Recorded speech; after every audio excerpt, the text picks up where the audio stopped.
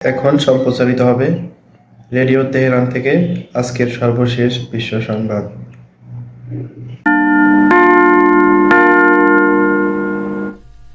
Radio Tehran থেকে শুরু হচ্ছে বিশ্ব সংবাদ।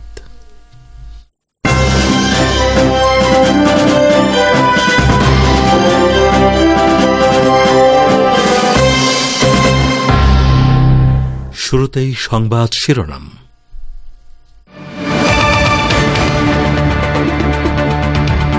নতুন বিশ্বের প্রতি ইরানের নয়া প্রেসিডেন্ট মাসুদ পেজেশকিয়ানের বার্তা। গাজা উপত্যকার আল মাওয়াসি শরণার্থী শিবিরে ইহুদিবাদী ইসরায়েলের ভয়াবহ বিমান হামলায় অন্তত ৭১ ফিলিস্তিনি শহীদ, আহত প্রায় ৩০০ জন। ইসরায়েলের সঙ্গে সম্পর্কযুক্ত জাহাজে ইয়েমেনের হুতি যোদ্ধাদের হামলা।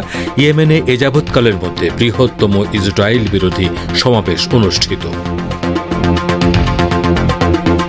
বাংলাদেশের সরকারি চাকরিতে অযৌক্তিক কোটাগুলো যৌক্তিক পর্যায়ে আনা দরকার বলে মন্তব্য করলেন গৃহায়ন ও গণপূর্ত প্রতিমন্ত্রী। এবং ভারতের পশ্চিমবঙ্গে ৪ বিধানসভা কেন্দ্রের উপনির্বাচনে তৃণমূলের জয়ে উচ্ছ্বসিত মুখ্যমন্ত্রী মমতা বন্দ্যোপাধ্যায়।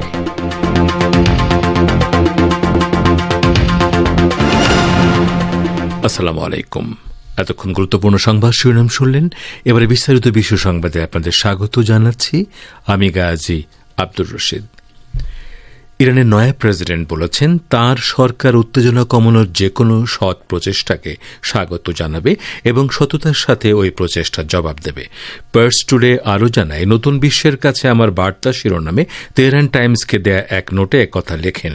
বিশ্বের দক্ষিণ ভূগোলে উদীয়মান আন্তর্জাতিক বিভিন্ন সংস্থা ও নেতাদের সাথে পারস্পরিক সহযোগিতামূলক সম্পর্ক জোরদার করার উপরও জোর দিয়েছেন ড পেজেশকিয়ান। তিনি অকপটে বলেন, অর্থনৈতিক সম্পর্ক গভীর করতে, বাণিজ্যিক সম্পর্ক জোরদার করতে, যৌথ বিনিয়োগ বৃদ্ধি করতে, অভিন্ন চ্যালেঞ্জ মোকাবেলা করতে এবং সংলাপ, বিশ্বাস স্থাপন ও উন্নয়নের লক্ষ্যে একটি আঞ্চলিক কাঠামো তৈরির দিকে এগিয়ে যেতে আমরা তুরস্ক, সৌদি আরব, ওমান, ইরাক, বাহরাইন, কাতার, কুয়েত, সংযুক্ত আরব আমিরাত সহ আঞ্চলিক সংস্থাগুলোর সাথে সহযোগিতা বৃদ্ধি করব। তিনি বলেন, প্রথম পদক্ষেপ হিসেবে আমার সরকার প্রতিবেশী আরব দেশগুলোকে সহযোগিতার অনুরোধ করবে। রাজনৈতিক ও কূটনৈতিক সকল সুযোগকে কাজে লাগিয়ে গাজার জনগণের উপর গণহত্যা বন্ধ করতে এবং যুদ্ধবিরতির পরিধির বিস্তার রোধ করতে গাজায় যুদ্ধবিরতি প্রতিষ্ঠাকে অগ্রাধিকার দেবে। তিনি আরও বলেন, কঠিন সময়ে চীন এবং রাশিয়া সবসময় আমাদের বন্ধু ও পৃষ্ঠপোষক ছিল। আমরা এই বন্ধুত্বকে ভীষণ মূল্য দেই। অপরদিকে ওয়াশিংটনের নীতি নির্ধারকদের বোঝা উচিত, এ অঞ্চলের দেশগুলোকে পরস্পরের বিরুদ্ধে দাঁড় করানোর নীতি অতীতে যেমন সফল হয়নি, ভবিষ্যতেও হবে না। তাদের উচিত ইরানের বাস্তবতাকে স্বীকার করা এবং বিদ্যমান উত্তেজনা বৃদ্ধির নীতি পরিহার করা। ফিলিস্তিনের গাজা উপত্যকার খান ইউনিস শহরের আল মাওয়াসি শরণার্থী শিবিরে ইহুদিবাদী ইসরায়েলের ভয়াবহ বিমান হামলায় অন্তত ৭১ ফিলিস্তিনি শহীদ এবং প্রায় ৩০০ জন আহত হয়েছেন। আহতদের মধ্যে অনেকের অবস্থা গুরুতর। আজ সকাল 10:30টার দিকে আল মাওয়াসি শরণার্থী শিবিরে F-16 যুদ্ধবিমান থেকে ৯টির বেশি ভারী ক্ষেপণাস্ত্র নিক্ষেপ করে বর্বর ইসরায়েলি বাহিনী। একজন প্রত্যক্ষদর্শী বলেছেন, যেখানে হামলা চালানো হয়েছে তা দেখে মনে হচ্ছে ভূমিকম্প আঘাত হেনেছে।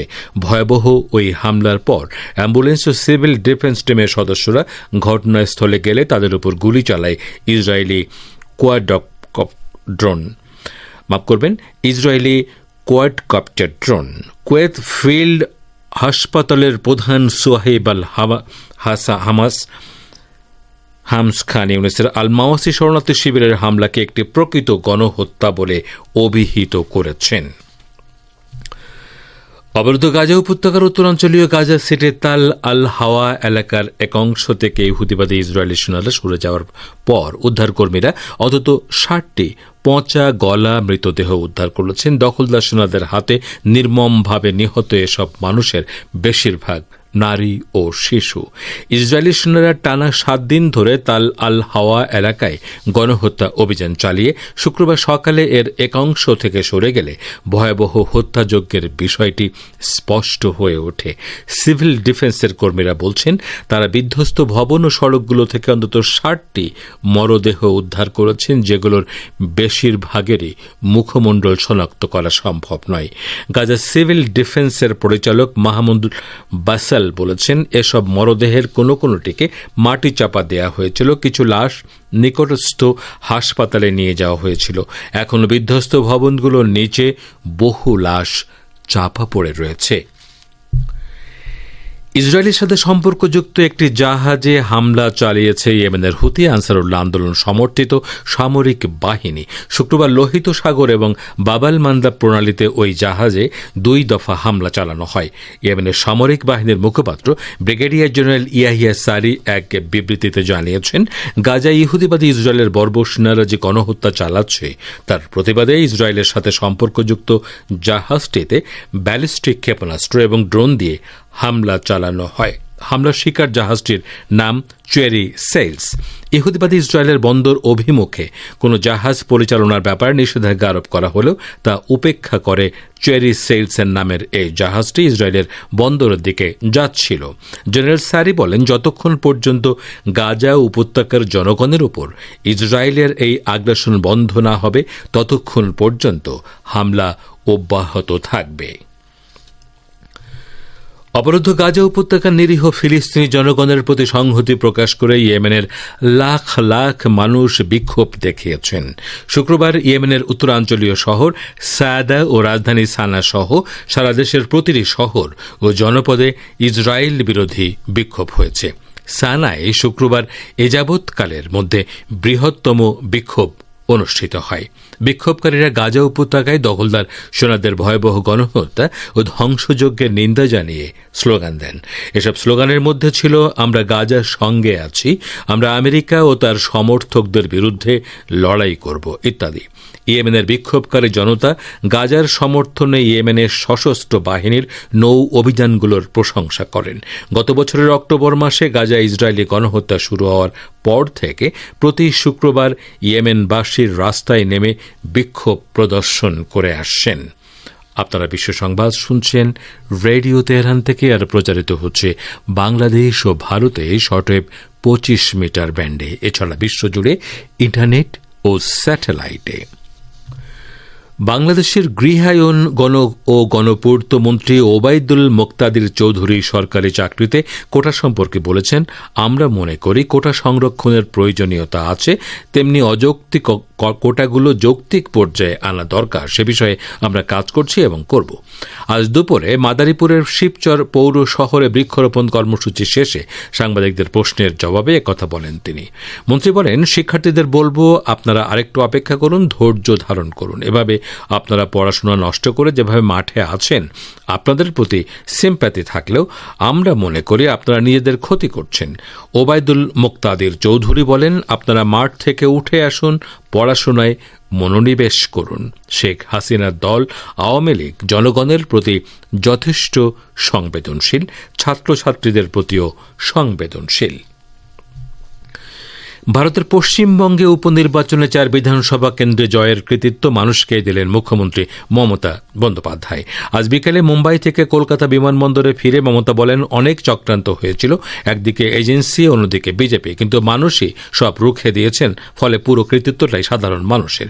মুখ্যমন্ত্রী আরও বলেন, তৃণমূলের সামাজিক দায়বদ্ধতা আরও বেড়ে গেল, আমাদের আরও বেশি করে মানুষের পাশে থাকতে হবে।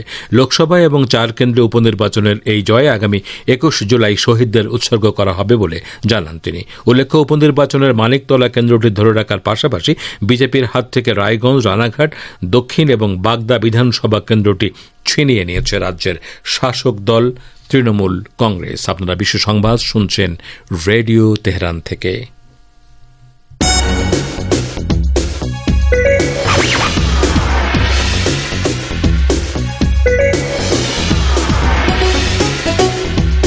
রেডিও তেহরান, খবরের সঙ্গে 24 ঘন্টা। ভিজিট করুন আমাদের ওয়েবসাইট parstoday.ir/dn। আবারও ফিরে এলাম বিশ্ব সংবাদে। ফিলিস্তিনের ইসলামী প্রতিরোধ আন্দোলন হামাসের শীর্ষ পর্যায়ের কর্মকর্তা হুসাম বাদরান বলেছেন, যুদ্ধ অবসানের পর গাজা এবং পশ্চিম তীরে নতুন এবং স্বাধীন নির্দলীয় সরকার প্রতিষ্ঠা হওয়া উচিত। শুক্রবার এক বিবৃতিতে তিনি কথা বলেন। কাতার, মিশর এবং আমেরিকার মধ্যস্থতায় ইসরায়েল এবং হামাসের মধ্যে যে পরোক্ষ আলোচনা চলছে সে ব্যাপারে কথা বলেন হামাস নেতা বাদরান। তিনি বলেন, মধ্যস্থতাকারীদের মাধ্যমে আমরা নির্দলীয় জাতীয় দক্ষ সরকার গঠনের প্রস্তাব দিয়েছি, যারা গাজা ও পশ্চিম তীরের দেখভাল করবে। যুদ্ধ পরবর্তী গাজায় প্রশাসন প্রতিষ্ঠা ফিলিস্তিনের অভ্যন্তরীণ ব্যাপার এবং তা নিয়ে হামাস বিদেশি কোনো শক্তি বা গোষ্ঠীর সাথে আলোচনা করবে না। হুসাম বাদরানের মতে, যুদ্ধোত্তর সরকার গাজা উপত্যকা এবং অধিকৃত পশ্চিম তীরে একটি সাধারণ নির্বাচনের পথ প্রশস্ত করবে। লেবাননের পররাষ্ট্রমন্ত্রী আবদুল্লাহ বু হাবিব হুঁশিয়ারি উচ্চারণ করে বলেছেন, ইহুদিবাদী ইসরায়েল যদি উত্তেজনা বাড়ায় তাহলে বিধ্বংসী আঞ্চলিক যুদ্ধ শুরু হবে। ইহুদিবাদী ইসরায়েল লেবাননের বিরুদ্ধে সর্বাত্মক যুদ্ধের হুমকি দেওয়ার পর এই হুঁশিয়ারি উচ্চারণ করলেন লেবাননের পররাষ্ট্রমন্ত্রী। তিনি বলেন, যদি যুদ্ধ শুরু হয় তাহলে তা শুধুমাত্র লেবানন এবং ইসরায়েলের জন্য ধ্বংসাত্মক হবে না, বরং তা প্রতিবেশী জর্দান ও সিরিয়ার জন্যও ধ্বংসাত্মক যুদ্ধ হিসেবে পরিগণিত হবে। ওয়াশিংটন সফরের সময় আল মনিটর নিউজ ওয়েবসাইটকে দেয়া একান্ত সাক্ষাৎকারে লেবাননের পররাষ্ট্রমন্ত্রী এসব কথা বলেন। তিনি বলেন, এই যুদ্ধ হবে ভয়াবহ। সংলাপ এবং শান্ত থাকার উপর গুরুত্ব আরোপ করে তিনি বলেন, দক্ষিণ লেবাননের শান্তি ও নিরাপত্তা জাতিসংঘে পাশ হওয়া 1701 নম্বর প্রস্তাবের পরিপূর্ণ বাস্তবায়নের উপর নির্ভর করছে। ইহুদিবাদী ইসরায়েলে বসবাসকারী লোকজনের বেশিরভাগই 7 অক্টোবর ফিলিস্তিনি যোদ্ধাদের ইসরায়েল বিরোধী অভিযানের ঘটনায় নেতানিয়াহুর পদত্যাগ চায়। নতুন এক জনমত জরিপে এই তথ্য উঠে এসেছে। জনমত জরিপের এই ফলাফল শুক্রবার ইসরায়েলের চ্যানেল 12 প্রকাশ করেছে। এতে দেখা যায়, জরিপে অংশ নেয়া লোকজনের শতকরা 72% মানুষ বলেছে প্রধানমন্ত্রী নেতানিয়াহুর পদত্যাগ করা উচিত। এর মধ্যে 44% বলেছে নেতানিয়াহুর দ্রুত ক্ষমতা ছাড়া উচিত, আর শতকরা 28% বলেছে গাজা যুদ্ধ শেষ হওয়ার পর নেতানিয়াহুর পদত্যাগ করা উচিত। গত 7 অক্টোবর গাজা থেকে ইহুদিবাদী ইসরায়েলের ভেতরে অভিযান চালানোর পর বহু অবৈধ বসতি স্থাপনকারীকে আটক করে নিয়ে যায় হামাস ও জিহাদ আন্দোলনের যোদ্ধারা। ওই দিন থেকে প্রায় প্রতিদিনই ইসরায়েলের বিভিন্ন শহরে নেতানিয়াহুর পদত্যাগ, যুদ্ধ বন্ধ এবং বন্দীদের মুক্তির দাবিতে বিক্ষোভ মিছিল হচ্ছে। তুরস্কের প্রেসিডেন্ট রজব তাইব এরদোগান বলেছেন, ফিলিস্তিনের অবরুদ্ধ গাজা উপত্যকায় ইহুদিবাদী ইসরায়েল যে অপরাধযজ্ঞ চালাচ্ছে তাতে জড়িত রয়েছে প্রেসিডেন্ট জো বাইডেন এবং তার সরকার। তুর্কের প্রেসিডেন্ট বলেন, দখলদার ইসরায়েল গাজার বেসামরিক অবকাঠামো ও স্থাপনার উপর ইচ্ছাকৃতভাবে যে হামলা চালাচ্ছে তাকে উপেক্ষা করছে হোয়াইট হাউস। ওয়াশিংটনে ন্যাটো জোটের শীর্ষ সম্মেলনে যোগ দেওয়ার অবকাশে তুর্কের প্রেসিডেন্ট নিউজ উইককে দেয়া সাক্ষাৎকারে এসব কথা বলেন। তিনি বলেন, ইসরায়েল গাজার বেসামরিক স্থাপনার উপর যে হামলা চালাচ্ছে তা যুদ্ধ অপরাধের পর্যায়ে পড়ে। তো শ্রোতা বন্ধুরা, আমাদের নিউজ ডেস্কে এখনকার মতো এই ছিল সর্বশেষ খবর। এতক্ষণ আমাদের সাথে থাকার জন্য অনেক অনেক ধন্যবাদ।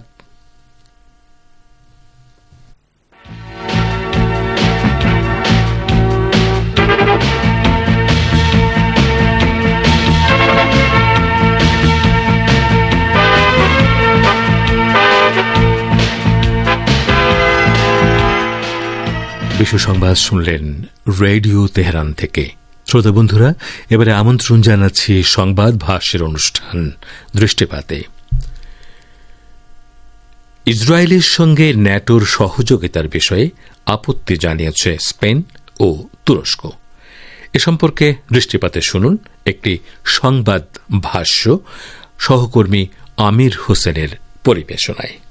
তুরস্কের প্রেসিডেন্ট রাজেপ তাইয়িপ এরদোগান বলেছেন, উত্তর আটলান্টিক সামরিক সহযোগিতার জোট তথা ন্যাটো ইসরায়েলের সঙ্গে সহযোগিতা অব্যাহত রাখতে পারে না, কারণ ইসরায়েল ন্যাটোর মৌলিক নীতিমালা ও মূল্যবোধগুলো লঙ্ঘন করছে।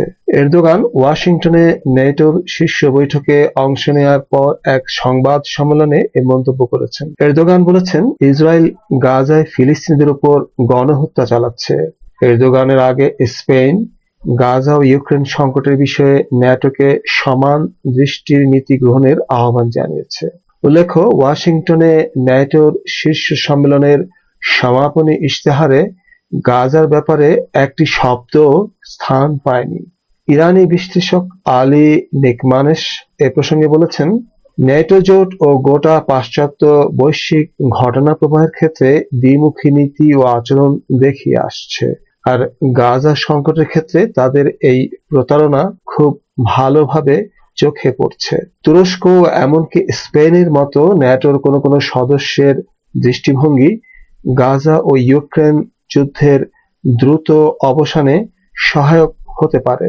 এরদোগানের বক্তব্য অনুযায়ী, ইহুদিবাদী ইসরায়েলের অপরাধী প্রধানমন্ত্রী বেনিয়ামিন নেতানিয়াহু গাজায় যুদ্ধ অব্যাহত রেখে গোটা অঞ্চলের নিরাপত্তাকে হুমকিগ্রস্ত করেছে। তুরস্কের প্রেসিডেন্ট জানিয়েছেন, তিনি ন্যাটোর সম্মেলনে তার সঙ্গে যে দেশেরই সরকার প্রধান বা নেতার সঙ্গে দেখা হয়েছে, সেই সাক্ষাতে তিনি অধিকৃত ফিলিস্তিনে, বিশেষ করে গাজায় যেসব বিপর্যয় ঘটেছে সেসবের প্রতি দৃষ্টি দেওয়ার দাবি জানিয়েছেন। অন্যান্য মুসলিম দেশগুলোর পাশাপাশি তুরস্ক ইসরায়েলের উপর চাপ বাড়িয়ে চলেছে যাতে গাজায় তার অপরাধ যজ্ঞের অবসান ঘটায়। কিন্তু মার্কিন সরকারের সর্বাত্মক মদতপুষ্ট নেতানিয়াহু গাজায় যুদ্ধবিরতি প্রতিষ্ঠায় সম্মত হচ্ছে না, বরং গাজায় নৃশংস অপরাধ যজ্ঞ অব্যাহত রেখেছে।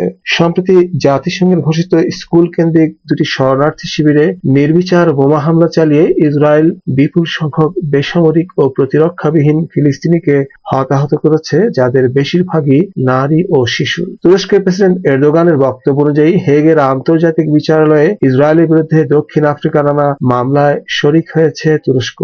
আন্তর্জাতিক পর্যায়ে ইসরায়েলের বিচার অনুষ্ঠানের আয়োজন ও ইসরায়েলের বিরুদ্ধে মামলা দায়ের খুব গুরুত্বপূর্ণ হলেও এর পাশাপাশি শিশু ঘাতক ইসরায়েলি শাসক গোষ্ঠীর সঙ্গে রাজনৈতিক ও বাণিজ্য সম্পর্ক ছিন্ন করা অনেক বেশি কার্যকর পন্থা এবং এভাবে খুব দ্রুত যুদ্ধ বন্ধে ইসরায়েলকে বাধ্য করা সম্ভব হতে পারে। গাজায় ইসরায়েলি অপরাধযজ্ঞ ও গণহত্যা বা জাতিগত শুদ্ধি অভিযানের বিরুদ্ধে মুসলিম দেশগুলোর নিন্দা ও ঘৃণা প্রকাশের ঘটনা সত্ত্বেও এখনো গাজায় যুদ্ধ বন্ধে ইসরায়েলকে বাধ্য করার মতো পরিপূর্ণ ঐক্যবদ্ধ অবস্থান নিতে পারেনি মুসলিম সরকারগুলো। ইহুদিবাদী ইসরায়েল গত বছরের ৭ অক্টোবর থেকে গাজা ও পশ্চিম তীরে মজলুম ও প্রতিরক্ষাহীন ফিলিস্তিনিদের উপর গণহত্যা চালিয়ে যাচ্ছে। ইসরায়েলি বর্বরতায় এ পর্যন্ত গাজায় ৩৮,০০০-এরও বেশি ফিলিস্তিনি শহীদ ও ৮৭,০০০-এরও বেশি আহত হয়েছে। ইসরায়েলের অস্তিত্ব গড়ে ওঠে ১৯১৭ সালে উপনিবেশবাদী ব্রিটেনের ব্যালফোর নামক ঘোষণার আলোকে এবং বিশ্বের নানা অঞ্চল থেকে ইহুদিদেরকে ফিলিস্তিনে অভিবাসন করতে উৎসাহ জুগিয়ে ১৯৪৮ সালে ইসরায়েল তার অস্তিত্ব ঘোষণা করে। সেই থেকে ফিলিস্তিনি জনগণের বিরুদ্ধে গণহত্যার এবং গোটা ফিলিস্তিনের ভূখণ্ডগুলোকে দখলে নেয়ার নানা ষড়যন্ত্র বাস্তবায়নের পদক্ষেপ নেওয়া হয়েছে। বিশ্বের কয়েকটি দেশ ইসলামী জনশাসনতান্ত্রিক ইরানের দাবির সঙ্গে সুর মিলিয়ে ইসরায়েলি উপনিবেশবাদী শাসন বিলুপ্ত করার ও ইহুদিবাদীদেরকে এতক্ষণ যারা আমাদের সংবাদটি শুনলেন সবাইকে অসংখ্য ধন্যবাদ। আমাদের নিয়মিত ভিউয়ার যারা আছেন তাদের 82% ভিউয়ার্স এখনও আমাদের চ্যানেলটি সাবস্ক্রাইব করেননি। সো যারা যারা আমাদের চ্যানেলটি এখনও সাবস্ক্রাইব করেননি দয়া করে সাবস্ক্রাইব করে দিন এবং নিয়মিত আমাদের পাশে থাকবেন আশা করি। ধন্যবাদ সবাইকে।